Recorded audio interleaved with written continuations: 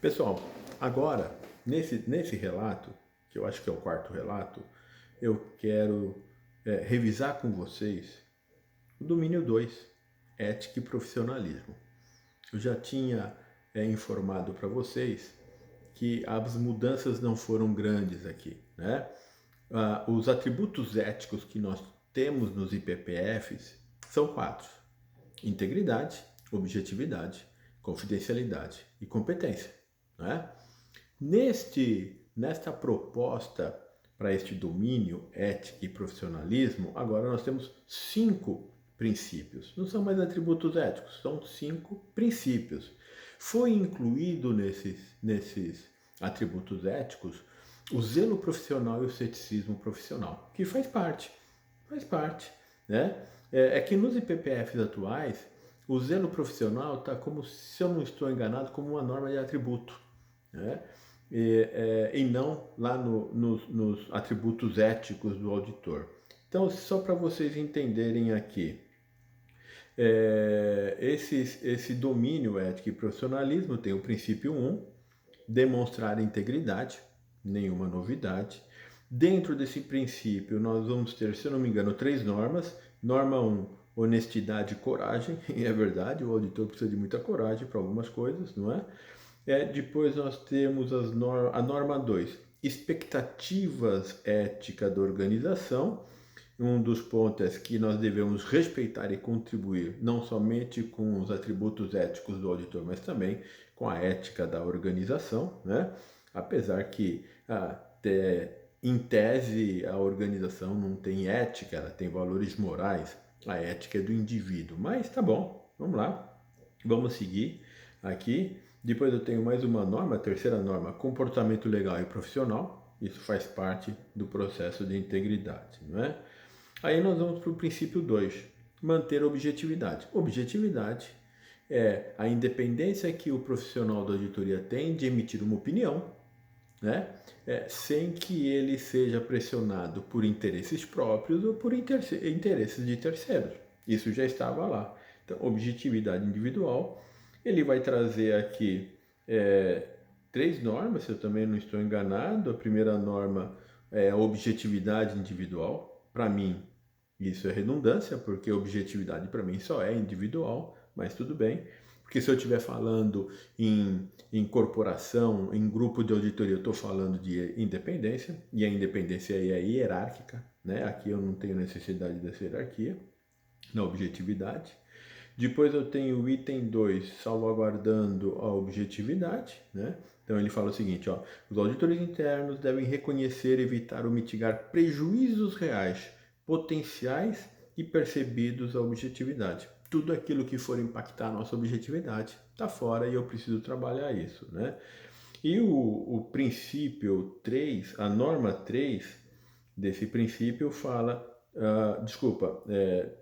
a norma 2, a norma 3, divulgando prejuízos da objetividade. Cada vez que essa objetividade for impactada, nós precisamos divulgar o prejuízo que isso pode causar na nossa opinião. Então, esse é o princípio 2, objetividade. O princípio 3, demonstrar competência, nós já tínhamos isso, mas aqui tem uma novidade.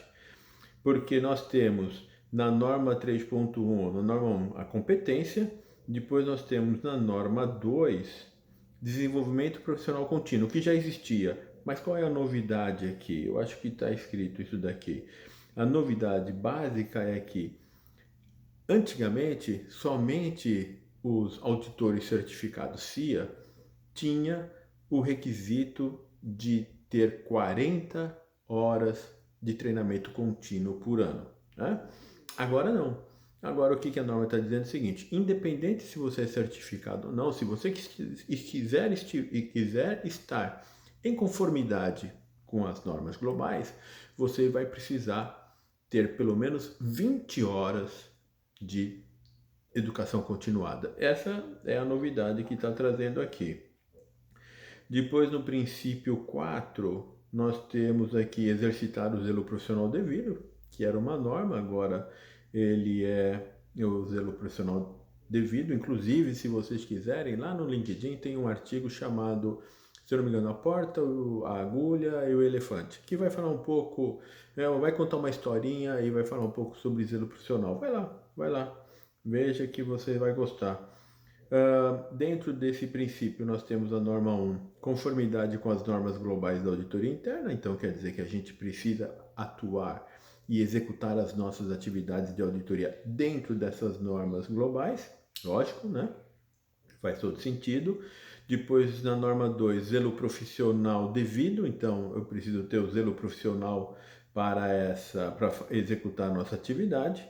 E a norma 3, ceticismo profissional. O auditor é cético por natureza. Nós não acreditamos em nada.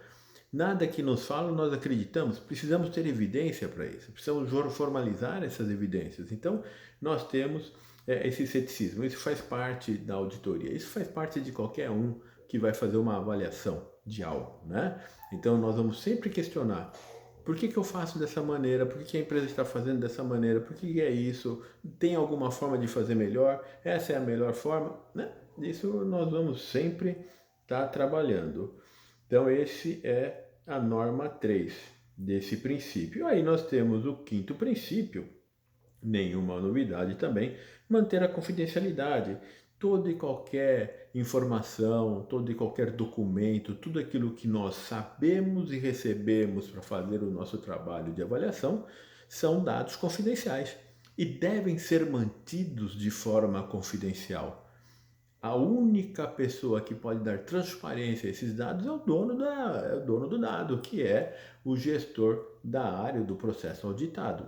Pela auditoria, nós não devemos fazer com que esses dados fiquem públicos, né? Então, isso é uma das nossas responsabilidades. Então, a gente tem aqui norma 1, o uso da informação, norma 2, proteção da informação e só tem duas normas aqui. Então, com isso, nós vemos que o domínio, esse segundo domínio, nada mais é do que os atributos éticos do auditor, incluído aqui o zelo profissional e o ceticismo profissional. Muito bacana esse ponto aqui que tem que ser levado em consideração, tá bom?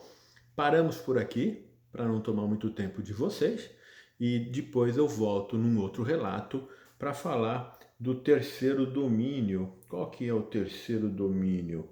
O terceiro domínio, ele vai ser, eu acho que é a governando a auditoria, se eu não estou enganado, é governando a auditoria. Aí tem algumas novidades e tem alguns pontos que eu não gostei, mas eu deixo para o próximo relato, tá bom? Até lá, pessoal!